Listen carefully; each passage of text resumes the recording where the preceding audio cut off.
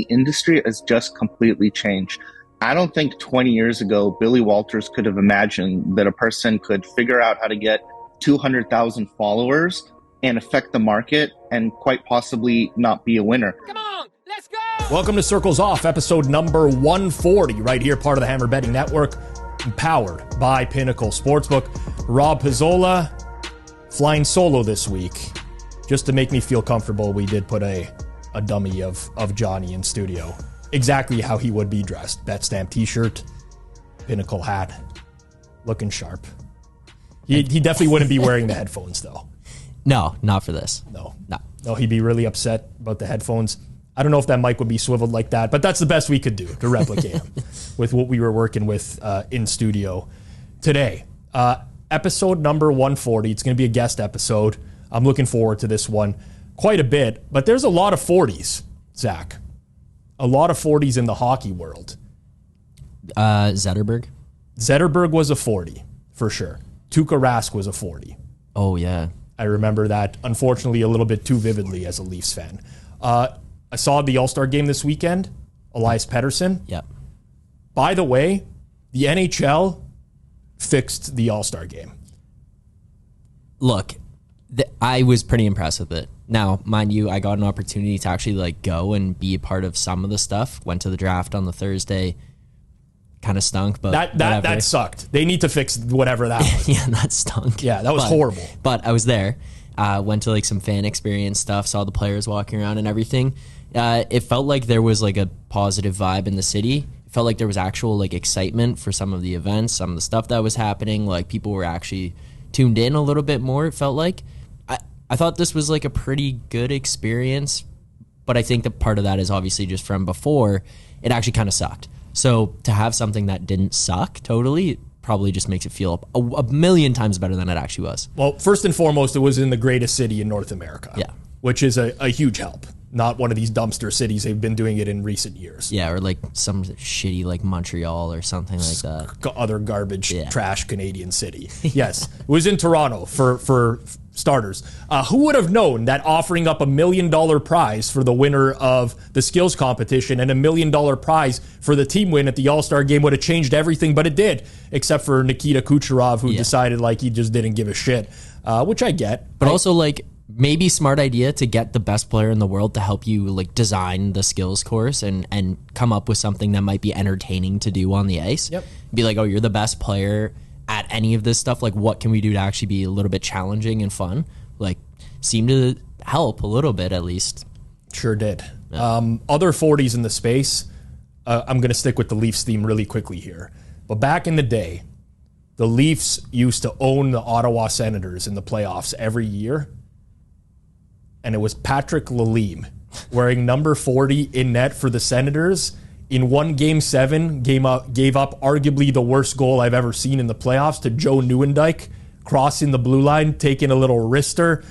The difference in all those series was the Leafs had Curtis Joseph and Ed Belfour, and the Ottawa Senators had Patrick Lalime. Poor guy. He suffered through that. Some other notables, Bartolo Colon, who I was a huge fan of, just due to the amount of perspiration he used to have on them. He always looked like he was hung. I don't know if he drinks or not. He always looked like he was hungover on the mound. Yeah, I don't know, but favorite for sure. The video of him hitting the home run is pretty incredible. Man, it's so good. Yeah. Horrible bat. Yeah. Horrible bat. And actually a pitcher who had a great bat wore 40, Madison Bumgarner as well. Wow. Yeah. There's a lot of good 40s. And we were on a shit run. Yeah. We were on a real shit We're run. throwing Matt Fratton. Oh, it was tough. Some of the late 30s were real tough. 40 we're starting to get back into range. I'm trying to think of an NFL 40, and I can't think of one off the top of my head. See if I got a list here. Oh, Mike Alstott. Are you familiar with Mike Alstott? Do you remember him? Fullback, right? Yeah, fullback for the Bucks. Yeah. He was a great player. Who do you got up on screen? Oh, that's Sean Kemp. I should have known that from the NBA Jam days as well. Lots of good 40s out there. Lots of good 40s that are out there. I don't have anyone to segue. I know. I was going to try to help you, but I thought you were just going to jump into it on your own. It's very unusual. I kind of sewered you a little bit there. Well, I wasn't expecting you to give me the segue. I don't know why I was expecting the mute, dummy we got here to give me a segue or anything like that. But I do have to remind everyone. Well, he does every week. He does. Well, that's true. There you go. I like what you did there. Hopefully he doesn't hear that. He will. It's Super Bowl week. He's definitely going to hear that. It's Super Bowl week. There's lots of bets to be placed. Everyone's going to bet the Super Bowl. I'm not saying you shouldn't. You definitely should. It's a great time. It's entertaining, play within your limits. But if you are going to bet the Super Bowl and you're in Canada, make sure you have a Pinnacle Sportsbook account, especially if you're betting a lot of games. You're going to price shop these games. You're going to find some very good prices at Pinnacle Sportsbook. Low margins. It's great for a bettor. You place 20 bets at minus 110 everywhere else. You can place those at less vig at Pinnacle Sportsbook. Make sure you're doing that for Super Bowl week. I 100% recommend it. If you're going to do so, use code HAMMER when you do sign up to Pinnacle in Canada. It supports us here on Circles Off. There's a reason they've been in business for 25 years. Very reputable book. So bet smart, bet Pinnacle, your trusted sportsbook. You must be 19 plus, not available in the U.S. And as always, please play responsibly. Before we get into our guest this week, one announcement. Next episode we do of Circles Off is going to be live in studio here on Monday, February 12th, the day after the Super Bowl. Me and Johnny in studio. Make sure you're subbed here to Circles Off. Make sure you click that notification bell. It'll alert you when we go live. But we'll be recapping the Super Bowl between the Chiefs and the 49ers. That was our prediction, by the way, on last episode. Yeah. I posted it. I tried to tell people and explain. I put it in the episode too. These guys predicted it. That's why we were laughing so hard. Yeah. Because Johnny full sewered. He sewered me. Yeah. He threw me right under the bus asking for who's going to. So for people who don't know, and this will come up in this week's episode as well when we're chatting with our guests, we record these a couple days in advance of when they go live. So when we had recorded last time, Johnny had asked me who I thought, what I thought of the Super Bowl matchup. We didn't know the Super Bowl matchup yet.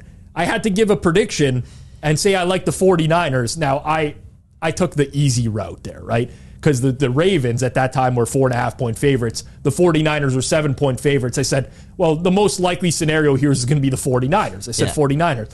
Johnny goes out and picks the Chiefs, 4.5-point dog. Yeah. And he gets it right. So we got the Super Bowl right. I think the game's kind of a coin flip. I think it's kind of a coin flip game. I'm very much looking forward to it. I'm very much looking forward to it, as I am to this episode. But make sure, again, that you are subbed here on Circles Off. Just looking at our numbers right now, this is pathetic. The last 28 days, our watch time from subscribers is only 33.8%. Our watch time from those not subscribed is over 66%. Come on, people, get with the program. You're watching this much of Circles Off. Make sure you click that subscribe button down below, set bell notifications. Don't be a freeloader. I love when Costos used to say that. Don't be a freeloader. We're back on Monday for a live episode, but let's get right into it. Our guest this week on Circles Off is a second-time guest right here on the program. He debuted in episode number 16, which was a very long time ago. We weren't even on YouTube yet. You can find that on Spotify or on Apple Podcasts in audio form. His name is Porter, also known as BA Analytics. You can follow him on Twitter at MLBK's Psychic. He's a professional sports bettor specializing in prop markets. Porter, welcome back to Circles Off. Thank you. Thank you very much for having me back on. It's been a while. No problem. It's been a long time. For full disclosure, myself and Porter are familiar with one another. We interact on Telegram every now and then, maybe occasionally participate in some Discords together. But as I mentioned earlier, we haven't recorded since June of 2021. I don't want to start this off in our typical give me your full background, because we've kind of done that already before. But just so that the audience now has a general idea of how you fit into the betting ecosystem or landscape, I want you to just fill them in a little bit on that, Porter. Right. So last time I was on, I basically just talked about doing props. And I guess maybe I was still, even though that was 3 or 4 years into this industry, I've sort of changed my mind and tune over the last couple of years and realized that being stubborn really doesn't get you anywhere very far. And eventually when you start seeing that there's a cap in something, you need to expand. So I'd say today I have a really strong team around me where my job is kind of transformed more into kind of like managing and operational, dealing with partners. And today, while I was opposed to it in the past, I think someone else kind of popular in this industry said the money's green. So I'm not opposed to the origination we do. I'm not opposed to top down. I'm not opposed to, getting information from other, sharp guys in the industry, which by the way is hard to find. You'd be shocked how many guys are parading out there as winners. And I'm not talking about touts now. I'm talking about, I'm talking about guys who most of the public do think are winning. And so I've kind of changed operationally where I'm more in tune with just kind of doing whatever it takes. And that's really what's necessary to grow over time. You really can't just be, one little niche, even though you might still be good at this niche. It's important to evolve in this industry. There's lots of topics we can talk about today, and I wanted to make this more of a general discussion on state of the industry. We'll get into some account extension stuff. We've had Ship the Justice on before. We had Mr. Limited on as well, talking about account extension. We've had so many questions in Q&As before about partnerships, which I want to pick your brain on as well. But I want to start with what you just said there in terms of people who masquerade as winners, or maybe even think that they're winners themselves, that are not winning in the space. And for me, it's been quite a few weeks in the gambling Twitter space. I consume a lot of social media, but specific to gambling Twitter, people essentially telling on themselves with like a lack of understanding of sports betting acumen with some of the tweets that they put out. The ecosystem is drastically changing and has drastically changed over the span of the last few years. People who have been betting for a couple of years, they've now convinced themselves that they're experts in the space, Porter. What do you make of everything that's going on in the space right now and the amount of, people that have flooded into it and essentially evolved the industry? Yeah, so what you said there, that last line, that's really what it is. The industry has just completely changed. I don't think 20 years ago, Billy Walters could have imagined that a person could figure out how to get 200,000 followers and affect the market and quite possibly not be a winner. But what's important for the audience to understand is that it makes perfect sense that there will be people coming out of Twitter that have done well, run hot, and are now popular and famous and influencing the market. Think about it like this. There's at least, I don't know the exact number, it's got to be 10,000 Twitter cappers going on. Of course, out of such a large amount of people, you are going to get individuals running hot for extended period of time. That's just how this works. If there's enough people trying, somebody will figure it out and will run hot. Eventually they return to the mean, but it's possible that they've sort of built a cult-like following where it doesn't matter if they're now break even or losing, but they've won in the past and the casual doesn't really understand that something really has changed and they're still influencing the market. And here's what's interesting. You're going to eventually there's a point where, there's a tipping point where that person will decline, but you're just going to have someone new filling in that role because there's another 10,000 guys out there trying to, give picks and somebody will run hot. So how the industry today is there's a ton of value to be gained if you can actually pinpoint these guys selling picks, giving picks that have gotten big enough, and you disagree with some of their plays. It makes it easier to get a better number and a larger volume down. So it's just the market has become something else, and you need to adapt to the realities of what's going on. And there's definitely an old school wave of thought out here where they're just honestly over criticizing these people, because in reality, if your net goal is to turn a profit, then having more market chaos, that's great. It depends on what the goal is, right? So there are certainly people out there that just have the goal of profiting, and if that's your sole goal and someone is spewing a bunch of nonsense on Twitter that has a following and a lot of people are lapping it up, you could argue exactly what you have, that it's better for you if they have. I'm on the other side of things where, because of my background, which is unique, but like I had a problem gaming issue, so I hate seeing people who mislead the public, even though by going after them, I'm probably doing myself a disservice as a bettor. So it's like this balancing act for me. But what's really captured my attention in recent weeks is the amount of people, and I've known that this to exist. It's not like this is something new, but the amount of people that actually believe that they are experts in the space. So I'm not going to name names here because it's besides the point, but the last couple weeks alone, I saw someone go on a tangent on gambling Twitter about how parlays are terrible because of the household, claims to be a winning bettor, doesn't understand that how parlays could help or be beneficial to a winning bettor, and just thinks that you should never do that.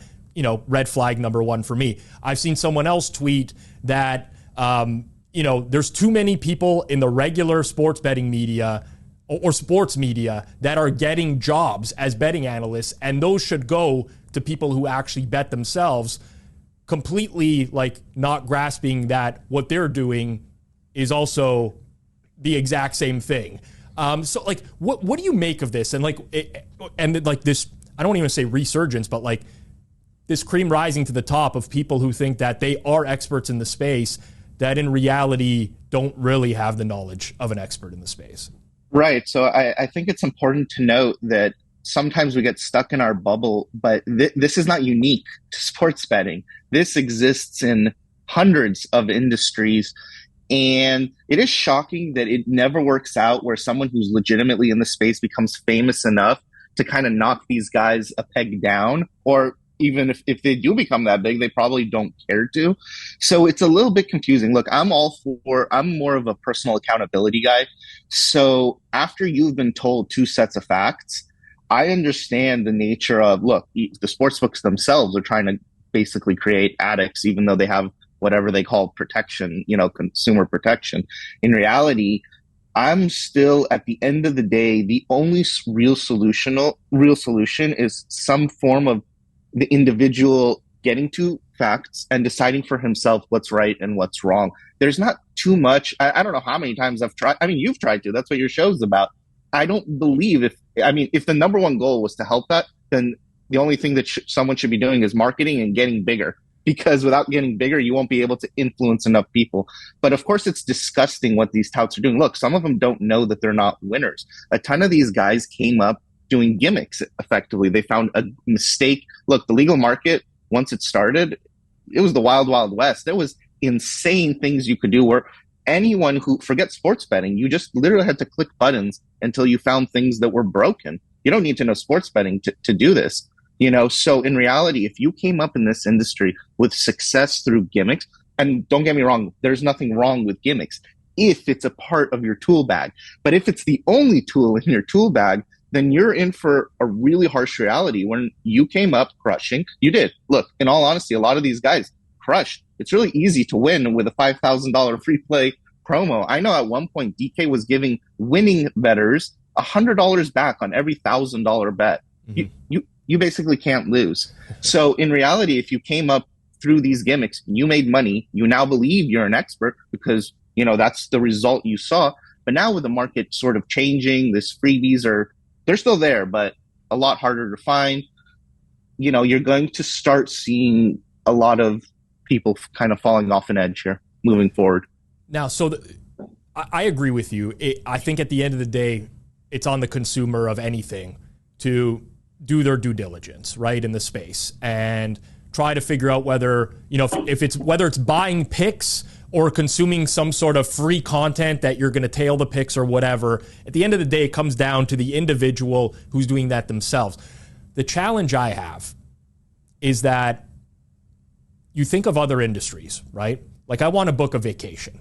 I'll go to, Expedia, Kayak, whatever the site is, Google Flights, and there's going to be lots of reviews by people who are not incentivized to review in any way, that know whether or not the resort that they stayed at was good or bad, and leaves a review and explains why. And, the staff was courteous. My room was a mess. The beach wasn't as good as they said. And those exist in the sports betting space.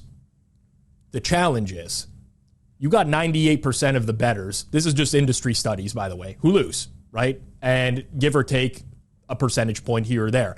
So if you go to get a review from someone else in the space, you're getting a review from someone who doesn't know any better. You know what I'm getting at? Like, it makes it very, very difficult for someone, whether they're purchasing picks, consuming content, to tell what's BS and what's not, because everyone else in the ecosystem can't tell what's BS and what's not.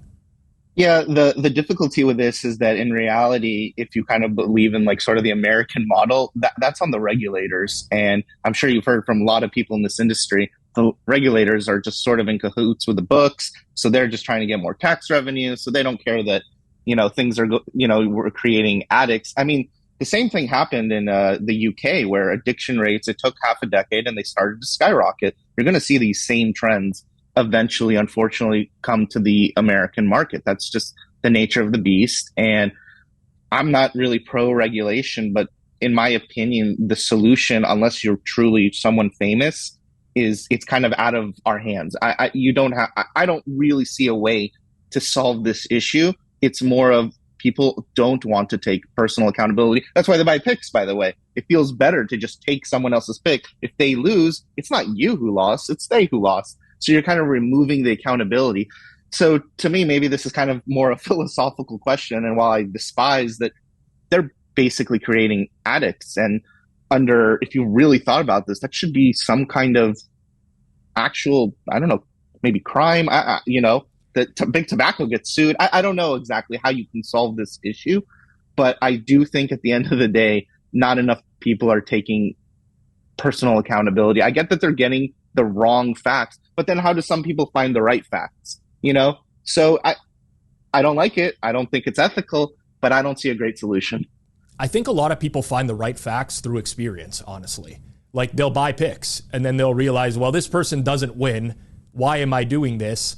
And then maybe they'll go down in a second path and try someone else. I mean, I'm basically describing my childhood in some capacity. It's like, well, this guy didn't win, but this guy's on this run. I'm going to buy his picks, before you eventually realize, okay, all of this is BS. And maybe it just takes people living that experience. It just sucks that it has to happen that way, where it's like through experience rather than, the weird thing to me is sportsbooks, in my opinion, could put out marketing campaigns like of, this is exactly what sports betting is. You are very likely going to lose in the long run for X, Y, and Z reasons. You pay a vig, you do this and whatever. I actually don't even think that would deter people because they want the entertainment from sports betting. But there seems to be like this,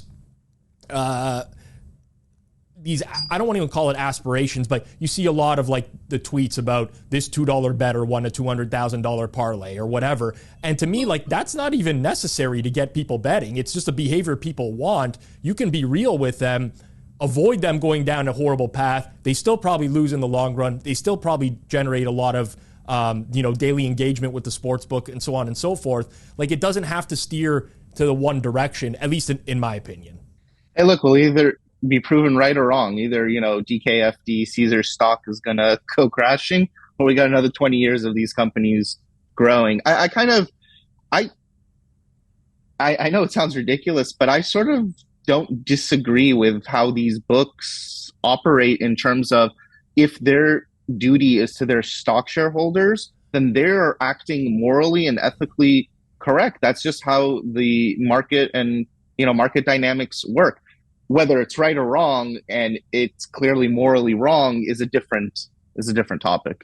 Yeah, I do get that side of things as well, and I think people have the, generally speaking, the inability to like step back and get the full picture of what's going on here. It's like, well, how could this sportsbook do? How could this CEO come out and say this? It's like, well, he's got, he's reporting to a board of directors. He's got certain mandate under his job to get, X amount of people onto the platform and whatever. But yeah, which is why I always kind of say a lot of us are kind of in this bubble that it's like sports betting, we only see it from one perspective and one viewpoint, and it's hard for us to see it from the other side. And I think if you start seeing it from the other side, depending on what your goals are, you can be better situated to succeed in this industry.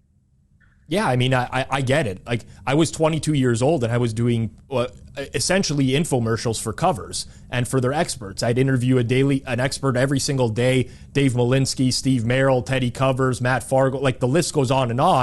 And I didn't know any better. In hindsight, like, if I could go back to that time, would I change anything? I probably wouldn't, because it was a job for me. I was on air. Like, it's challenging to and like, people don't understand that point of view, that other side of things. but it is what it is. Really want to pick your brain on something a little bit topical right now, because we had this situation this past weekend, which was Pebble Beach and 3-round tournament on the PGA, which is unusual, but it happens where they call the final round due to inclement weather. They can't get it set up. Now, a lot of people thought and knew this was going to happen. So they went to their sports books and they started taking shots, right? Parlays on, T5s, T10s, T20s, winner of the tournament, throw them all together and hope that there's no final round. Some of them did it while the third round was live. Some of them did it after the fact, after the third round was done. There's a lot to process here, and there's been a ton of opinions on the matter, both from the better side of things in terms of whether or not you should take that type of shot, and from the sportsbook side of things, whether the operator should be on the hook because there are no explicit terms in their terms and conditions and their house rules. Curious what your thoughts are on the entire situation from both perspectives. Right. So I think the best way to approach situations like this is thinking in terms of numbers and not necessarily in terms of like an outcome is not 0 or 100. There's a lot of, variables that, you might have a 40% outcome or a 60% outcome. So I think congratulations to the sports books that were actually on a free roll if the round 4 started on all the people who put in those third round bets. But, that's the nature of the beast. I do think all the players, look, it worked before, a different scenario where highly unusual scenario, the Draymond Green situation happened and they did pay out. I know it's not the same situation because here effectively you're talking about pass post betting the third round for some people. And I absolutely think, just so it's very clear, people should always be taking these shots if the possible result of the outcome is greater than the consequences. And here the consequences might be that you got your account banned or, there's a myriad of possible consequences. But the upside here is pretty tremendous if it goes through. So if you've thought about the possible downsides and you think they're worth it, you should absolutely be taking shots like this, at the sports books. Now, I think the sports books should protect their interests and void these bets, but that doesn't mean that people are wrong for attempting to take the angle. I know some people are of the viewpoint that this is more like a, you and the book are, doing this dance and you're sort of on the same team and maybe you can help out the book. And don't get me wrong, if you're really huge in this space, that might work for you. But if you're the everyday guy, no, it's not. You're not on the same team. You guys are adversaries. You're basically going into war every single day and trying to figure out how to beat the other side. And look, they were willing to take a shot at all the people who put those round robins and parlays, top 5s, top 10. And I'm positive they would have graded it one way if round 4 had happened. So I don't think it's the end of the world that people are attempting to take shots. But listen, if you bet after, shot didn't work. Sorry. If you bet before the last hole, now I'm starting to have a little bit of, one, nice gamble. That's pretty sharp of you to pick it up before the round ends. But yeah, that's a tougher one where I could see either way. There's probably a lot less people that bet beforehand. I feel like a lot of what I'm seeing on Twitter is all past post betting. And again, I'm not opposed to it. The book beat you. They voided the bet. Sorry, the gamble didn't work. Yeah, I think there's a lot of talk now, and I've seen a lot of this. We'll see actually how much of this actually comes to fruition of people threatening litigation, right? Like, well, I'm going to sue the book because there are no rules in your house rules about these alternate markets, the T5s, the T10s, the T20s. Candidly, I've went through all the house rules for some of these books, and it's extremely unclear. But I will say there's a house rule at every single one of these books that says that they can void due to like an obvious error or obvious line error or obvious mistake. And to me, as much like I root for bettors and like I'm all about, just like you, taking your shots, trying to use like logic and use your brain to figure out an edge and gain an edge. But at the end of the day, it's pretty obvious that this was an error, and allowing you to parlay all of those things when there was not going to be a final round or very high chance of it. I don't see how anyone would win any sort of litigation against a sports book on this matter. That's the beauty. That's the beauty of how this country works. If someone wants to do it, they can. Right? Yeah. I mean, I'm kind of jealous I didn't think about it in real time, but at the end of the day, I don't see what's going to come of this. The counter side is the argument that, well, if there was a fourth round, which there could have been, it wasn't decided. Like, a lot of people put in these bets when it wasn't decided yet that the tournament was over. If there was a fourth round, would my bets have stood? And the answer is yes, they all would have stood. So this is real simple. The book isn't your friend. It's just that simple. Yep. Oh, all right. I mean, I go back and forth. I do. It's the mass amount of liability that's been built up, right? Like, you see some of these parlays, they're paying like $700K, right? Yeah. It's not. It ain't happening. The payouts. If you love sports betting, you know what the worst thing that could possibly happen for you is? All the books disappear, right? And if you have enough of these scenarios where you're just allowed to do anything you want, look, in all honesty, if you gave some syndicates unlimited amounts to bet in small markets, they're going to own the sports book after a year or two. So it makes sense that these books need to sort of protect themselves. And it's our job as at least professionals to figure out how to play this song and dance with them, because they're not just going to give it away. And to be honest, there are some advantages to the fact that they make things difficult. Listen, if it was easy, everyone would do it, and then there would be no edge whatsoever. So a lot of these things that people are rooting for, like, oh, let me bet more, they don't realize that what they're actually saying is they will be marginalized out of the industry eventually if all of these things happen, and it was super easy. That is true. However, the vast majority of people I know would take a $700K payout to never bet again. Like that. Yeah. No. So, I mean, maybe not someone like you who's a pro bettor or something like that, but for a casual who is just like, trying to score a big payday, they don't really care if they're putting a sports book out of business by doing so. So there is that side of it as well. Yeah, for sure. Again, the goals and there's no question. I'm to be honest, I'm on the casual side. I just kind of figure the world operates a certain way, so it is what it is. Like, to me, if I did that, I just shrug and move on. I can't, just like you said, I just can't see how you could, people know people know that if you bet after, you were taking a shot, and just hoping it goes through. And you know what? Sometimes it will go through and work out. So this is how long ago did you start betting? About how many years ago? So I started 2016, but for the legal bets, legal sites, I was a year late. I didn't really believe, again, stubbornly, that it would work out. And I just thought you'd get limited in 2 seconds. And it took me a year and someone kind of annoying me to change my mind and go see if what was happening was what everyone was saying. And yeah, it was the Wild Wild West at the beginning. So the only reason I asked that question is because I kind of see a divide on this topic between what I will just refer to as old school and new school. So for me, I grew up taking these types of shots on like PPH accounts. I think I famously told the story. I don't know how long ago I told the story, but I bet on a PPH when I was younger that for 2 or 3 years did not adjust for daylight savings time. So I knew the results of horse races and I could still bet those races, and I tried to maximize that. I grew up taking those shots. Now, if those got voided, that would have just been standard practice, because I've had that happen to me so many times in life. And a lot of us who bet in the PPH world before even an offshore or illegal, we're just accustomed to bets getting voided all the time.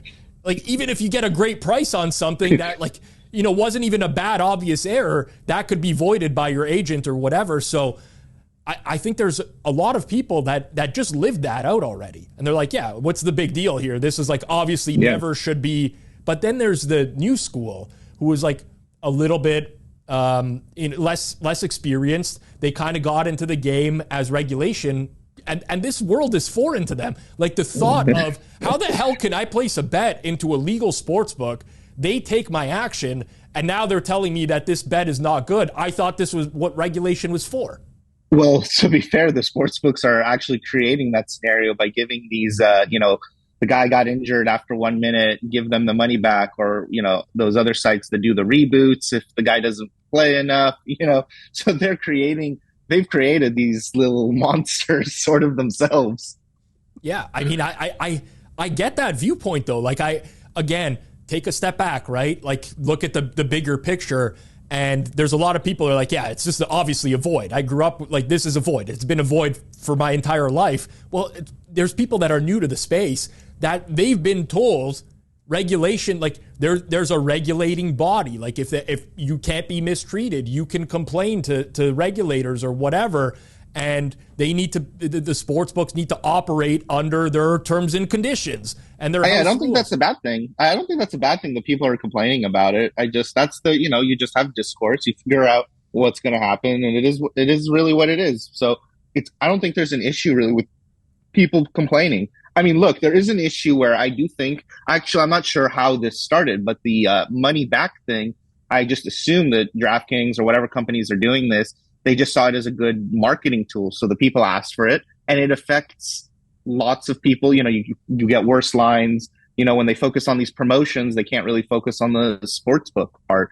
So they kind of let the consumer lead them into the direction because maybe they're not experienced enough to understand the possible, ramifications of some of these decisions. I think the thing that I find funny or amusing about the whole situation is the recreational sportsbook push towards these bet types over the last couple years, right?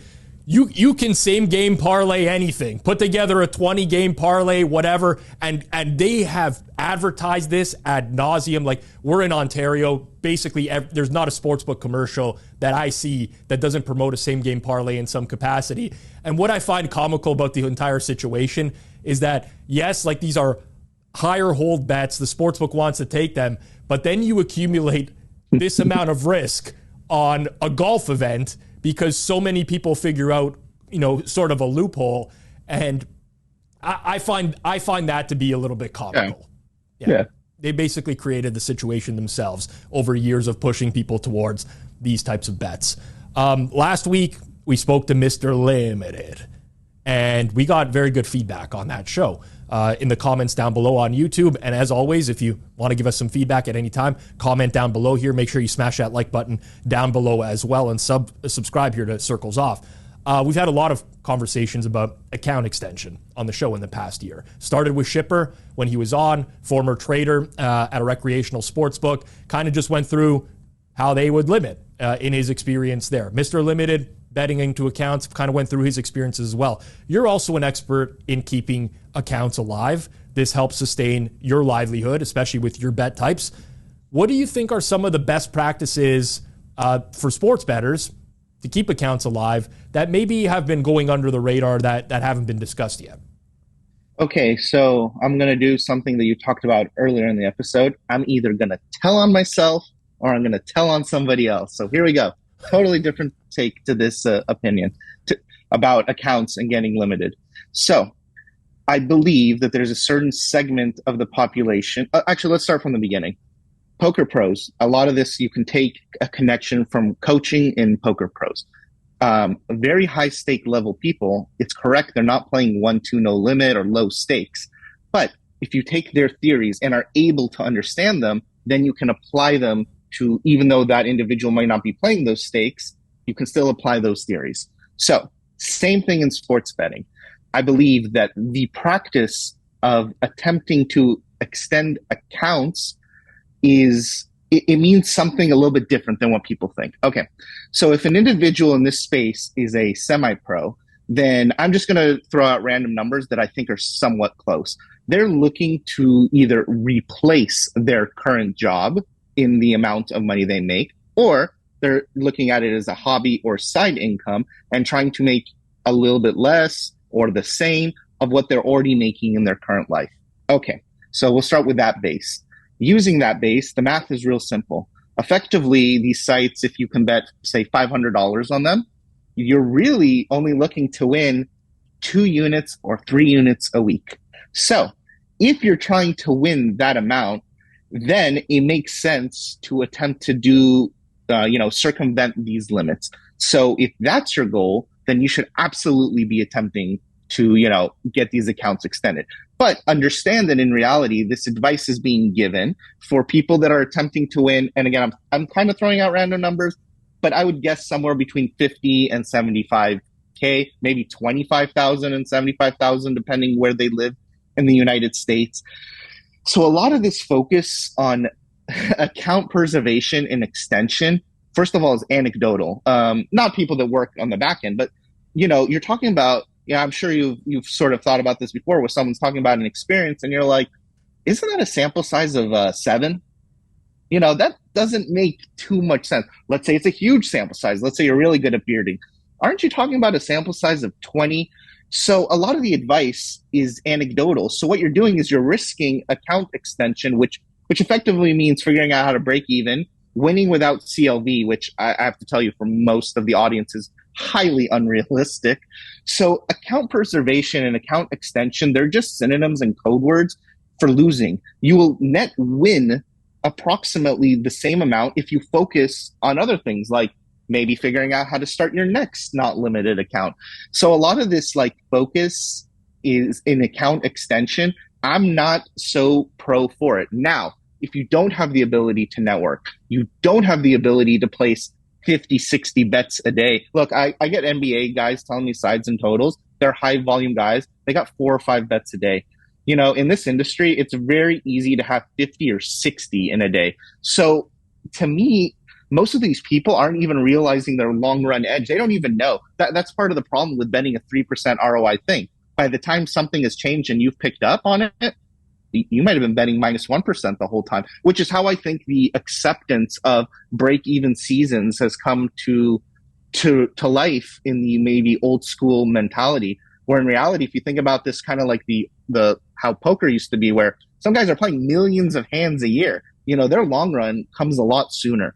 So again, I think a lot of this account extension stuff is sort of nonsense, in all honesty. Again, this depends on your goal in the industry. So when you're talking about maybe the reason why some of these accounts are being extended is because they win 2 units a week, 3 units a week, and not because of all these kind of gimmicks where you trick the book. Look, it makes sense to me to think if you mislead the book at the beginning that you are going to get a longer leash. Do you know how many times, here's an anecdotal experience. I have done this, then run the account back 90% of the way to even, and then been cut off. Let me tell you how many times people are forgetting to mention that experience into the calculation of them, extending accounts. Yeah, a lot to process there. So generally speaking, your premise is that the vast majority of people in the style that they are currently betting now, which is not to sustain a living or anything like that, would just be better off betting, to win, essentially, rather than trying to masquerade their account or disguise it into something that it's not. Just go in there, do what you got to do, and you're better off in the long run doing that. Yeah, I mean, look, I know also what's sort of happening in a couple of these places on the back end. A lot of this is anecdotal, and the reason the accounts are lasting is because this account wins 2 units. Rest assured, if you put in negative EV parlays for a month and then all of a sudden put the sharpest, best CLV stuff, yeah, you'll get some run back, but there's a good chance that you don't run it all the way back even. So I don't think people take into account, maybe they tried this strategy 6 times, it didn't work twice, they forget about that, put that in the past, and great, it worked these next 4 times. I think there's a little bit too much, there's a lack of focus on, look, if you spent 2,000 hours on your model and 2,000 minutes on your process of being able to get down, there's a mismatch here.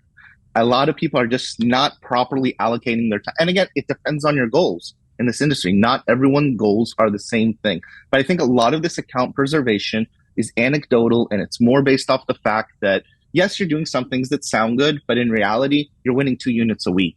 And that's 80% of the reason that they're keeping you around, because they're not sure exactly if you're a winner or not a winner. So It's complicated. You need a massive sample size to really know what's going on. Well, that's an interesting point, and I actually have not heard that talked about at all by anyone, because I adjust based off experience, so do other people. But you're right. Like, if someone said to me, in like any other sport, well, I got this sample size of 10 and, I would be like, well, yeah, it's nothing.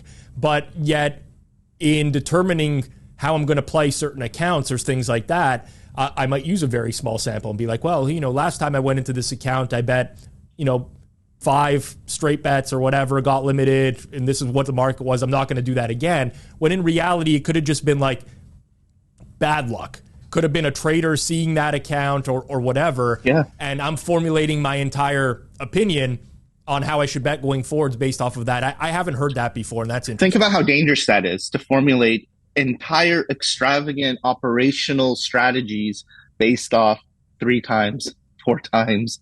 To me, it sounds crazy.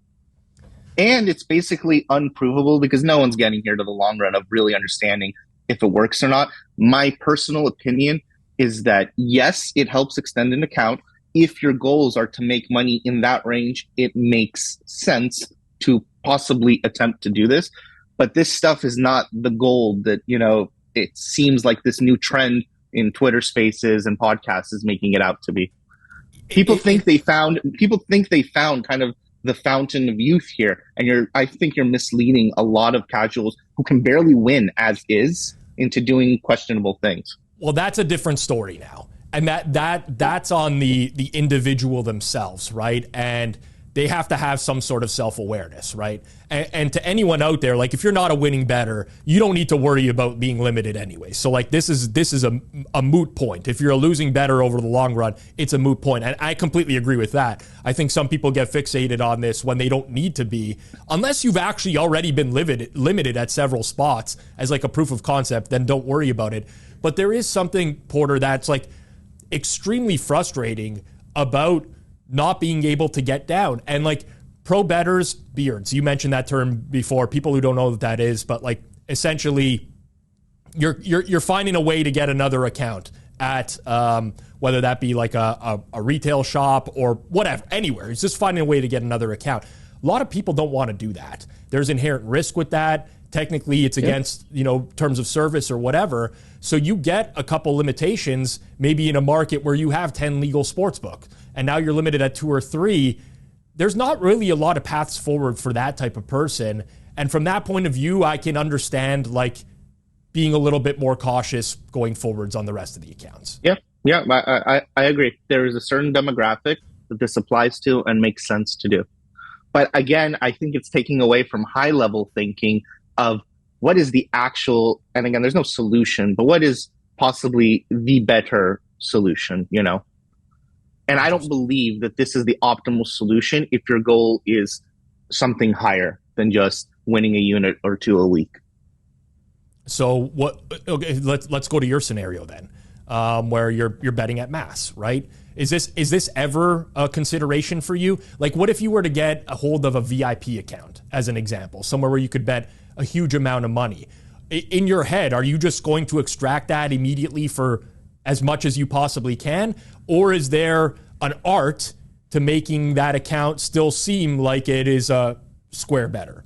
So first and foremost, that's a question of partnership. So a lot of problems is sometimes maybe one individual speaks with the whale, the VIP account, and doesn't exactly explain what's going to occur. It's very hard, by the way, to explain and convince in the first place. A whale didn't get to the position he is in life usually out of luck. He succeeded in other avenues. So he's usually a confident individual. So I feel like the first part of this is a conversation you have with the partnership. Maybe this is an individual that wants his accounts limited. I've seen this situation before where they want you to go ham. Another person sort of gives you a range of what might be okay. So the question you're asking, you asked me the question, but in reality, it's not my account. It's the partner's account. So it's a question that needs to be directed at the partner. And if they tell you certain stipulations, like, hey, I don't want this limited. Hey, we need to go a different avenue.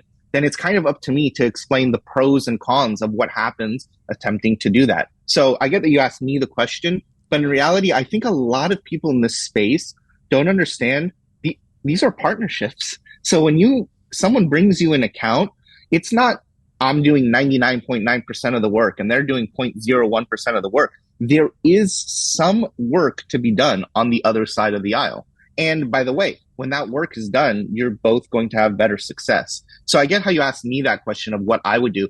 But my answer to that question is, I don't know. I'm going to ask the person who I've taken the account what he wants to do. Are there ways to make an account last longer and look less sharp? Yes. All right, let's pivot into partnerships then. And I think you're a very good person to ask a lot of these questions to. On episode 74 of Circles Off, we had Ferris on, who joined us for a discussion. He explained a lot about how betting partnerships work and his experiences working with different groups. We do regular Q&As here on Circles Off. We run one typically once every couple of months.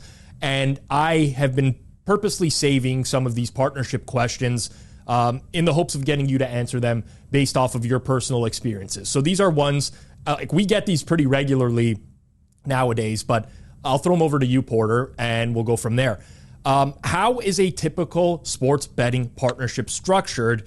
I'm being offered a 50-50 risk deal or a 15% free roll with makeup. Is this standard or am I getting screwed? Okay, so step one, partnerships basically work in the reverse of how a book works. So most books are Monday through Sunday results, settled the following Tuesday-ish via some form of internet money. By the way, I recommend everyone pay their taxes. So that's step one. I also recommend everyone pay their taxes. Okay, perfect. First thing good thing to agree on. So that's the first step. You kind of duplicate their business model into yours. Step number two is how you split an account up. So I'll just say more than I should. So in reality, most partnerships, I think, in this industry start 60-40, where this assumes that the new partner is only giving you one or two accounts. And as they grow, those percentages shift towards the partner closer and closer to, 50-50.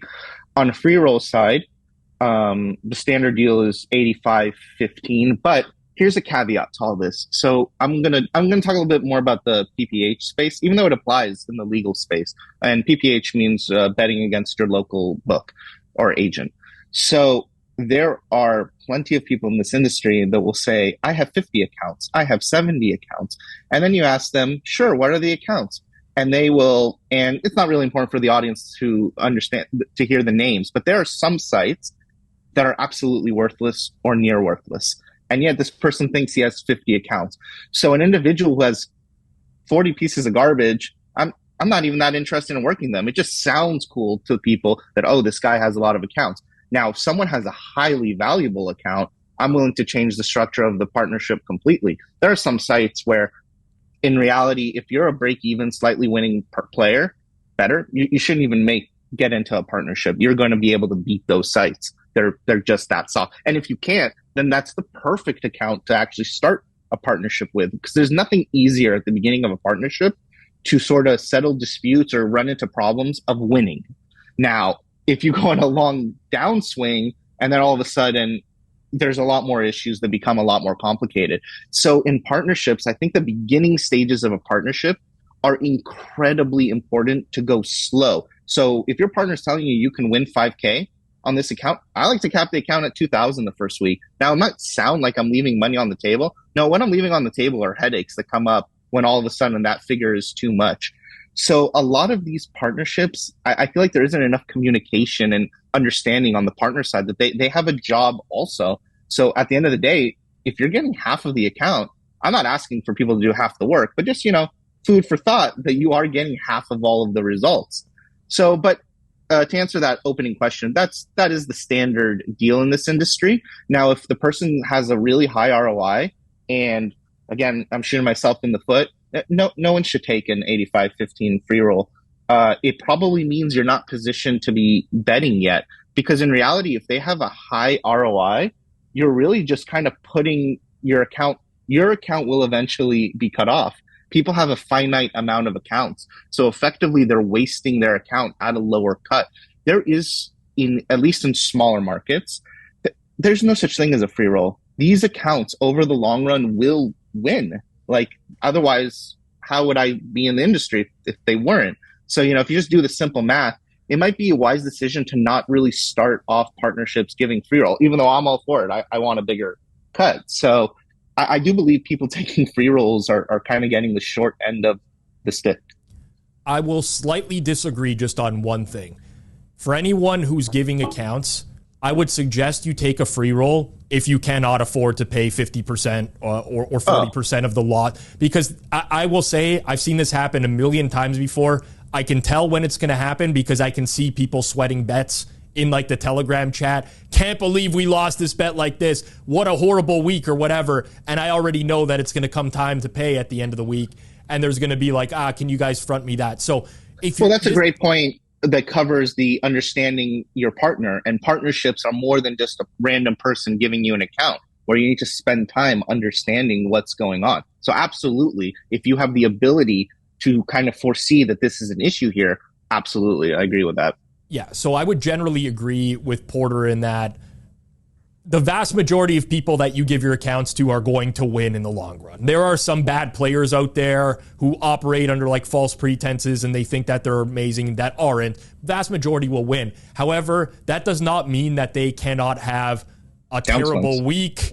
And sometimes that'll happen in the first week that you're working with them and you're like, what the hell is going on here? And then you're on the hook for a bunch of losses. So this doesn't just apply to partnerships, but sports betting in general. Do not bet more than you can afford to lose. Like, even if you are working with the best bettors, you have to have some sort of limit and understand your limits as well. So never let that get in the way when you are. Just to give a little bit of my experience, when I first started betting, I was betting $25 units for a long period of time until I built my bankroll. And then I bet $50 a unit for a long period of time until I really understood, can I win? Is this market beatable? So absolutely. For me personally, I'm relatively conservative when it comes to that. So I might overlook sometimes that people might be betting above their means. But absolutely, you should have a finite number where even it's hard to explain to the general public. A 10% ROI, which is unreal in this industry, you can still take catastrophic losses and downswings. And that's not an ROI that most of these partnerships are achieving. So let alone a 2 or 3% ROI, what that means to what could happen to your bankroll. So for sure, you can do the Kelly criterion, which is way too aggressive. I think like a general standard safe amount to bet when you're starting and looking for some upside. And I don't bet anywhere near this big on my plays individual. I just can't. But I would say no more than maybe 1%, 2% of your bankroll is a kind of, if you don't want to do too much hard math, a kind of good rule of thumb. Next question comes from Riggs via email. If I work with a partner, am I still able to bet into the accounts myself? Right. So that's a question of the quality of the group that you're working with. In reality, with some of the tech, or if you have employees that are doing the accounting, that should have no bearing or issue on the account. So in my situation, I always tell them they can do whatever they want. Understand that if there's not enough credit, sometimes it's going to miss plays. But for me, if each play I'm entering is plus EV, I don't mind. I'm personally not sitting and doing the accounting every week, but I have someone who does. So it just depends on the size and scope of the operation, really. And by the way, that's kind of a weird, just to tell you from the perspective of the sharp side, ethical, unethical, I don't mind that my partners bet in. Most of the partners probably don't win. I explain to them this. That's why they're giving me the account. That might extend an account. That might bet more market. So there really shouldn't be any perceived downside or difficulties with someone else betting into an account, other than tying up credit. Tying up credit and then the accounting as well. It takes a little bit longer after the fact to decipher whose plays are who.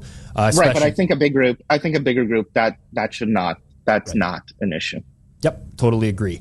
Next one here. I am a winning soccer bettor. Congratulations. Mostly smaller leagues, but I do well. Every time I reach out to someone for a partnership, they ask for me to send the plays through them instead of handing over the accounts directly to me. Any reason why this would happen? So I think I'm sort of out there, the king of anti-send model plays. There's nothing I despise more than the send model. The send model to me tells me that people don't understand price sensitivity. So I'm going to go with the kind of dark side explanation of why they don't want to hand over the account. One, they're not being honest with how much they're getting down if they've determined you're a winner. Two, when you give a price range, they're probably giving you closer to the bad part of your price range. Three, a lot of times they're not going to be around. If you're a professional bettor or really winning, you're around all day. You can't afford to have someone be 7 minutes late to a play.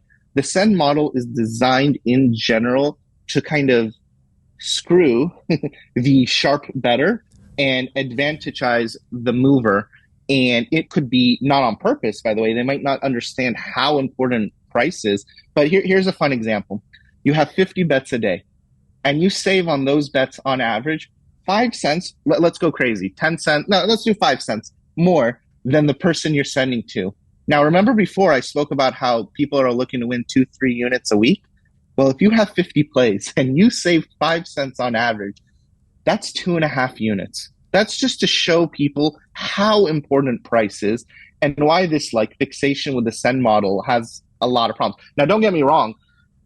A lot of times when you do the send model and you tell someone how much you got down, you might have gotten screwed along the way and not paid. So you might need a little bit of extra. So I'm playing devil's advocate here a little bit. But I think this all stems from the misunderstanding of price sensitivity and how easy it might be to get down sports betting to the more nefarious, they're trying to steal a few cents or getting down more than you expect. Yeah, so I can speak from experience on this as well. And there's pros and cons to everything in sports betting. You'll get more down. You'll get more down probably. So we're recording this on Tuesday afternoon, and if I wanted to bet, as an example, the Pittsburgh Penguins today, I could go to Pinnacle and I could fill that bet for $14,000. Just with one click, $14K, Penguins minus 107. Now, my true line in the game might be minus 130, let's say, right? If I'm working with betting partners who are betting it on my behalf, and I send this out to them and say, hey, I like the Penguins up to minus 120, they're not going to return me the minus 107 at Pinnacle. They'll probably bet it for the $14K themselves as well, but they're going to return me maybe minus 117 average price, minus 118, and that's going to just take my ROI and bring it down. Now, I can fill more money that way, which helps rather than me having to execute all the bets myself. So there's pros and cons, but that is an illustration of the send model where for some people it just doesn't make sense. Like if you can fill these bets at smaller prices yourselves, you don't need to send them to other people who are going to get you worse prices, generally speaking. So, how much credit would I typically need to have to make it worthwhile for a betting partnership? So you have to remember, every play that's being put in theoretically should be plus EV.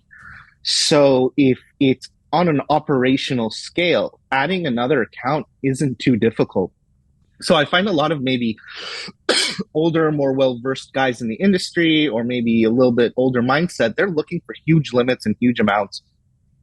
I really don't see much downside, and I'll explain a little bit more on this, why even taking a $100 max bet, $1,000 credit line can start a partnerships. Now, when I started in this business, I was extremely fearful of those smaller accounts because in reality, I wasn't betting enough volume to move the lines.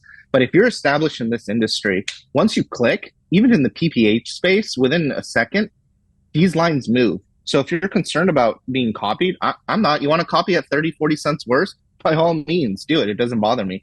So to me, taking accounts as small as even 100, 1,000, 100 max bet or min bet, 1,000 credit line, even that adds up. Now think about that with 80 of them.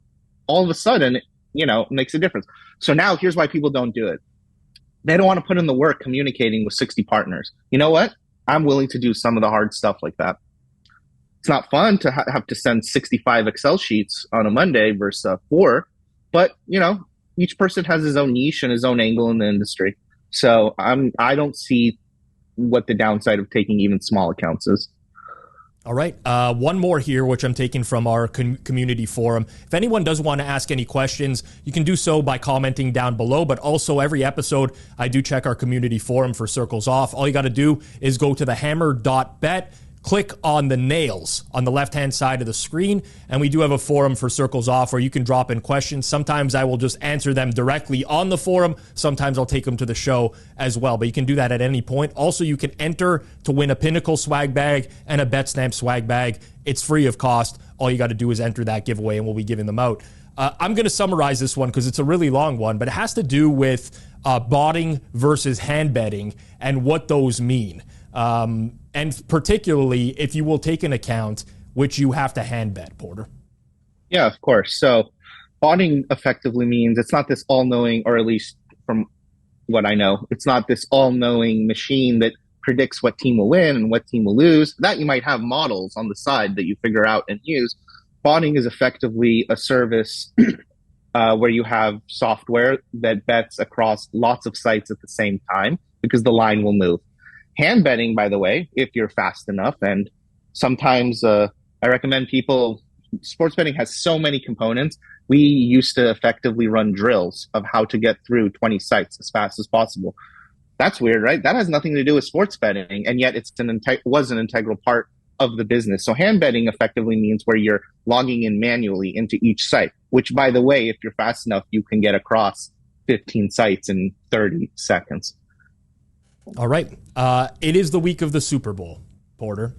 We're recording this episode on Tuesday for full transparency for everyone out there. We typically don't record the day that it is released. But for you now, on this Tuesday, Porter, what percentage of your Super Bowl bets have already been placed, and how many more are coming up this week? Right. So the early half of the week. So again, I'm going to give a little insight into how kind of a professional betting landscape works. So Super Bowl props opened last week, not this current week. You would not want in the PPH space to enter bets for a previous week into the second week where there's a very good chance or not a very good chance, but some chance that account doesn't exist.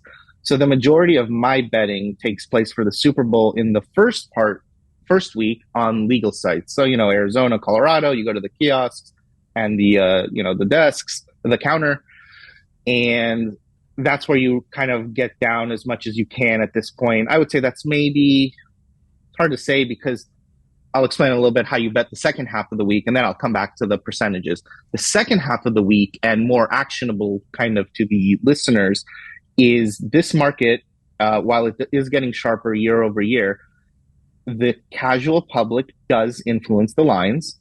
And if you were to talk to your friend, I highly doubt that your friend wants to root for the most boring, lowest scoring Super Bowl in the history of football. So assuming that that's about how 99% of the people watching, it's very easy to understand that the market is going to drift up. Now, here comes the sucky part of this. That means that in reality, if you're trying to optimize your results, you're going to miss the first half of the Super Bowl because you should be behind the computer, mashing away at the keyboard, betting unders, because this line has drifted throughout the week. Now, look, if you're really doing this correctly, you should have been tracking the opening. You should be seeing what the number is now and actually seeing that it's growing. I'm talking about for modeling. And the Super Bowl is a little bit complicated to model. It's not an everyday game. But in reality, if you just want general strategy, the optimal way to do this is to wait until the last second and bet the other side, which is a thing we'll be doing. And again, it's not every play. Don't just open up the board and start clicking under on 99% of the plays. That's not a winning formula. But if you're not modeling and you see, I can tell you now, last year there was a site or 2 years ago, I can't remember, Kelsey's line was 6.5. And 2 minutes before the Super Bowl, a site moved the line to 9.5. You don't need to be a professional, smart, modeling, algorithmic sports bettor to know what to do and how to make money. So I think if you understand sort of the processes of how the Super Bowl betting works, that can kind of help you more in turning a profit. It's not going to be fun because you're probably going to be betting unders at the beginning. So in general, if you wanted to bet overs, first half of the week would be on legal sites, and that's mostly overs. And they have a lot of exotics. There's a lot, the weirder the market, the better, in all honesty, if you're going to deep dive. And then in the back half of the week, you're probably betting quite a few unders. How much of this is pure origination versus just shopping lines at different sites and more of a top-down approach? Yeah, so I would say not only is it some origination, some top-down, I'm willing to listen to other people's. I'm not particularly, I don't believe in this invest all your eggs. This is the only time you can bet props, so bet every single market. This is not some 20% ROI fantasy anymore. It's a good week to bet, but it's not deplete your entire bankroll good week to bet. So I would say all three methods I sort of applied, maybe somewhat equally. A lot of top-down, a lot of equal amounts of top-down origination, and even getting down some of the more exotic markets for other people. I used to be opposed to all this, I realized how much I was pigeonholing myself just kind of not being open-minded to, there are a variety of ways, and, it's not just all about bottom up. Yep, agreed. Good tip there in terms of betting late unders and early overs as well. Any other actionable maybe piece of advice for Super Bowl week? Remember, this is going to be Thursday afternoon. People see this for the first time. So Friday, Saturday, Sunday to bet the Super Bowl. Anything you could think of off the top of your head that may be worth knowing? Yeah, so I'm kind of big into punts this game. I know that sounds weird, right? Who the heck's out here focused on punts? But I see a lot of good total punts overs. Gross, that's something that you can't bet the rest of the year. Gross punt yards, longest punts. So I'm taking a pretty strong position on that, and a little bit more of a fun bet, but I still think plus EV. You can work out historically in these teams that the opening drive, I hope it hasn't moved too much by now, but it was over 17 and a half. I feel like that's a bet where I know there are some viewers that are not just in this for profit. It's also a little bit of fun, but I find that to be a profitable bet that, it's real quick. You're going to know if you won or lost. And the other piece of advice I have is open up your DraftKings or Caesars or wherever they got plus 100 on heads or tails, bet both the sides and pray that they make you VIP. Not too many of those spots anymore, but you're right. You can get some plus 100s right around the Super Bowl. You heard Porter. He hates fun. He wants punts in the Super Bowl this year. Notorious hater of fun. First time we had you on, I don't know if we had the final questions yet, but we certainly didn't have the plus EV and minus EV moves of the week because those have been more recent. So it doesn't have to be related to sports betting at all. Could be anything. Could be sports betting, totally up to you. But one thing you think is plus EV in life and one thing that you think is minus EV. All right. Well, if I'm the no fun guy, we got to start with the minus EV thing. So I can't pronounce this word. I should have probably hit Google and heard how it's, comes out. But there's a term called, sorry if I'm saying this wrong, apophenia. This is literally a disease that is in sports betting, but also in general life. Humans evolved where they heard, maybe some noise in the brushes when they were hunter-gatherers, and they heard this noise enough times to realize, oh, that's a lion. That's a lot of noise. Let's run. Okay, so now humans are hardwired to create patterns in their minds that do not exist. And this is something incredibly dangerous in sports betting and also unhealthy in the game of life. And there isn't some magical cure to this thing, apophenia. It's just if you recognize that it exists. And I actually had a professor in college once who came out with a little card. And the card had like 10,000 numbers. And it was 101011011010. And another card said 100000001111111. And he asked the students, this is a pretty good university, he asked the student, which one of these cards do you think is random?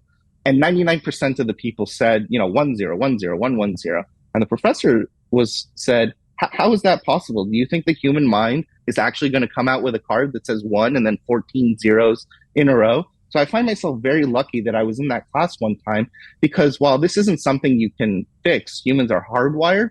If you recognize that sports betting involves you can't just make up patterns or see patterns, you're going to see patterns that don't exist. And if you can kind of eliminate or at least understand that you're doing this, you're going to have a lot more success in sports betting and in the game of life.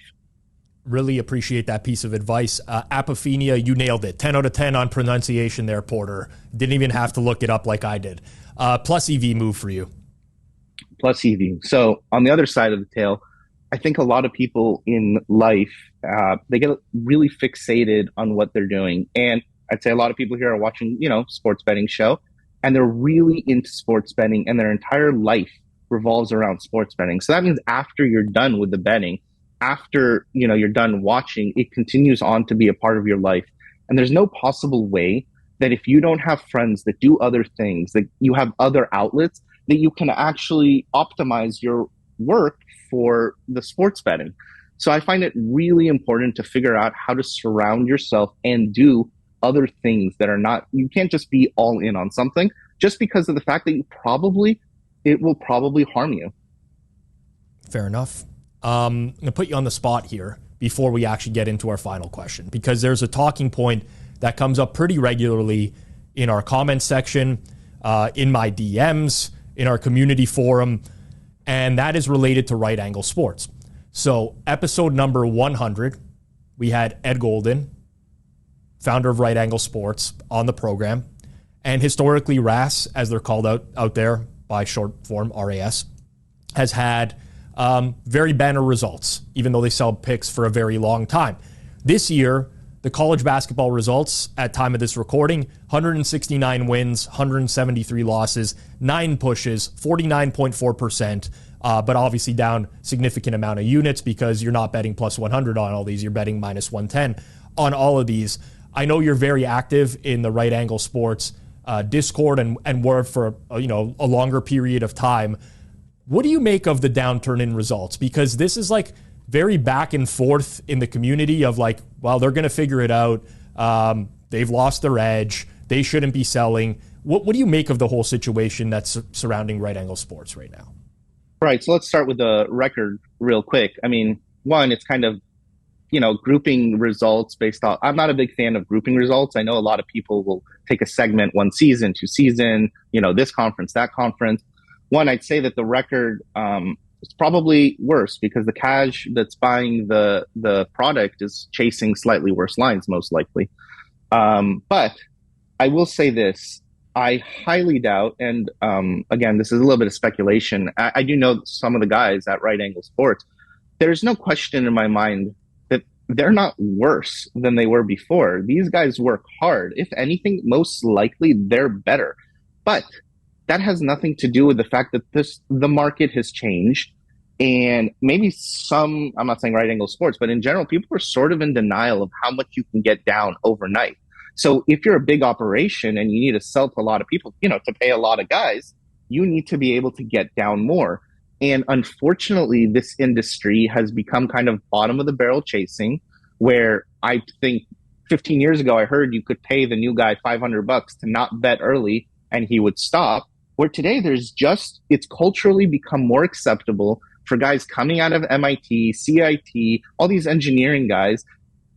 They can figure out how to win. This is easier than the bond market, stock market, financial markets.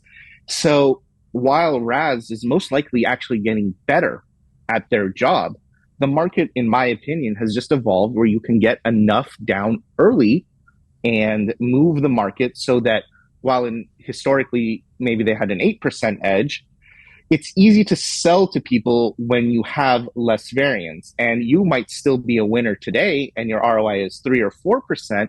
And the new demographic, we talked about these individuals coming into the sports betting space, don't understand variance and what a 3 or 4% edge means. So you can have congruently, they're getting better and they're having worse results. It has nothing to do with how hard they're working. They're trying to, screw the individual better. It's just the market evolves over time. And if you've grown to a really large size where you need to sell a lot, you need to get down a lot, you've got to wait longer. So they might be better than ever, but the market is becoming sharper overnight. And yes, you can get down large figures overnight. I mean, again, it's subjective. I can tell you can get 5 figures. You can figure it out. If you're a winner and you crush in this, you can get it. You can get that down. So they're getting better. The market's getting better.